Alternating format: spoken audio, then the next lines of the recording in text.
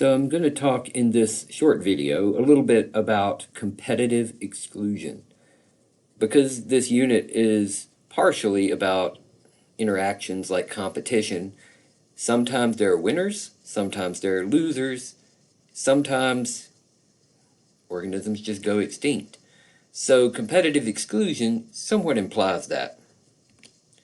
The idea of competitive exclusion comes from experiments by Gauss, which are outlined in your book, but I just wanted to review them very quickly because it is a central concept in ecology.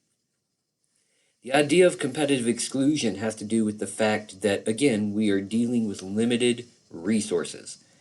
And because of limiting resources, individuals compete. Individuals of two different species can compete, remember, and individuals of the same species could compete. Also, individuals of closely related species can compete, and that's what this experiment was dealing with. So there are three different species of paramecium: Aurelia, Caudatum, and Bursaria. And if each of these were grown alone in test tubes in the lab, you can see that each individual species reached some stable carrying capacity in solution. But what happens is when you put two different species together in the same solution, you can get two different outcomes. So in this occasion, you have Aurelia and Caudatum in solution. Clearly, Aurelia is the superior competitor, but Caudatum is driven to extinction. And this could be from a variety of mechanisms that you can read about, but basically adding two species together to compete over a common resource could lead to complete exclusion, in this case of Caudatum. Now, you could put two other species in solution, in the case here, Caudatum and Bursaria, and you can see that both actually can coexist, which indicates that competition really occurs on a gradient.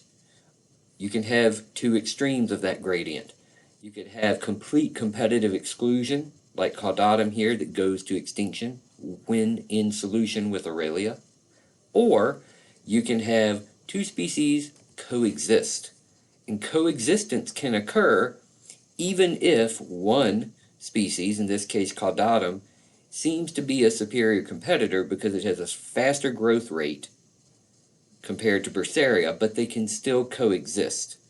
So they're partitioning out their resources in some way, and part of that partitioning could be a change of growth rate.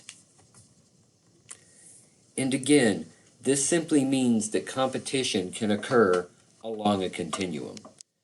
And we can often see that competition is unequal or asymmetrical, and that one species could be more harmed than the other.